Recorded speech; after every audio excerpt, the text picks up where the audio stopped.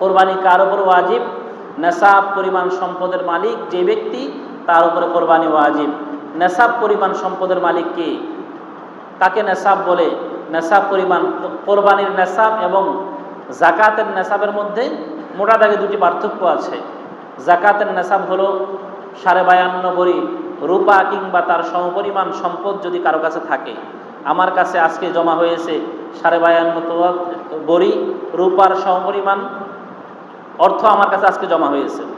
জমা হওয়ার পর পূর্ণ 1 বছর অতিক্রম করার পরে আমার উপরে জাকাত ওয়াজিব হবে, জাকাত ফরজ হবে, জাকাত আদায় করতে হবে। কিন্তু কোরবানির বিধান হলো যে জিলহজের 10, 11, 12, জিলহজের 10, 11, 12 আমরা যেই দিন কোরবানি করি, কোরবানির দিন, তারপরের দিন, তারপরের দিন, এই 3 দিন যার নিকট 52.5 ভরি রূপার সমপরিমাণ সম্পদ প্রয়োজন অতিরিক্ত থাকবে, তার উপরে কোরবানি ওয়াজিব। সহজ কথাটা কি বোঝা গেছে? বলেন না, বুঝছেন কিনা? একটু কঠিন হয়েছে, বুঝে না মনে হয়, বুঝলে তো হ্যাঁ না কিছু বলতেন। আচ্ছা, রূপার ভরি বর্তমান বাজারে কত জানা আছে?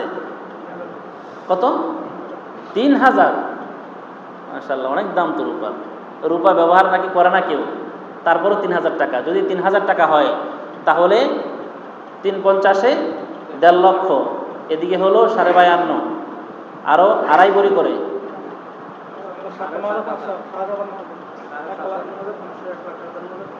1,57,500 ধরেন না, 1,50,000 রূপার ভরি 3000 টাকা, কম বেশ কিছু যদি হিসাব করেন 1.5 লক্ষ টাকা। কিংবা সেই সমপরিমাণ সম্পদ যদি, সম্পদশালী যদি কোনো ব্যক্তি হয় এবং সেই সম্পদের মালিক কতদিন? জিলহজের 10, 11, 12 এই 3 দিন প্রয়োজন অতিরিক্ত, মানুষের যেটা প্রয়োজন অতিরিক্ত। এখন প্রশ্ন আসতে পারে, হুজুর আমার তো সব প্রয়োজন, আমি যে ঘরের ভিটায় থাকি ওইটাও আমার প্রয়োজন, আমি যে ওইদিকে জমিন 10 কানিক রাখছি ওইটাও তো আমার প্রয়োজন।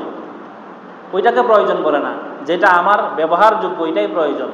যেটা রাখছি 10 কানি সেটা হলো ব্যবসা বাণিজ্যের জন্য কিংবা ভবিষ্যতে কোনো কাজে লাগানোর জন্য, ওইটা প্রয়োজন অতিরিক্ত বলা চলে। জিলহজের 10, 11, 12 এই 3 দিন যার নিকট 52.5 ভরি যদি বলি আমরা টাকার অঙ্কে, তাহলে 1.5 লক্ষ টাকার কিংবা তার সমপরিমাণ সম্পদ, জায়গা জমিন, স্বর্ণ গয়না যদি কারোর নিকট থাকে, তাহলে তার উপরে কোরবানি ওয়াজিব। তাহলে বোঝা গেছে কাদের উপরে কোরবানি ওয়াজিব? আমরা প্রত্যেকেই বুঝতে পারছি আমাদের উপরে কোরবানি ওয়াজিব কিনা। আমাদের দেশের অনেক মানুষের উপর কোরবানি ওয়াজিব, কিন্তু নিজেকে সব সময় গরিব বলে প্রকাশ করে বেড়ায়।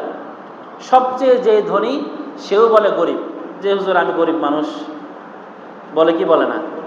এক অর্থে ঠিক আছে, কারণ ধনী একমাত্র আল্লাহুল গনি ওয়া আনতুমুল ফুকারা। আল্লাহ বলছেন ধনী একমাত্র আল্লাহ, আর পৃথিবীর সকল মানুষ ফকির। এই যে ওই হিকমত খাটাইয়া বলে যে হুজুর আমরা গরিব মানুষ, দরিদ্র মানুষ, কিন্তু নেশাব পরিমাণ সম্পদ যার আছে তার উপরে কোরবানি ওয়াজিব, তাকে কোরবানি আদায় করে দিতে হবে। না করলে কোরবানির না দেওয়ার কারণে সে অপরাধী হবে, গুনাহ হবে। হাদিসের মধ্যে আছে, সামর্থ্য থাকার পরেও যে ব্যক্তি কোরবানি করলো না সেই যেন আমার ঈদগাহে না আসে। এটা বড় ধমকের কথা।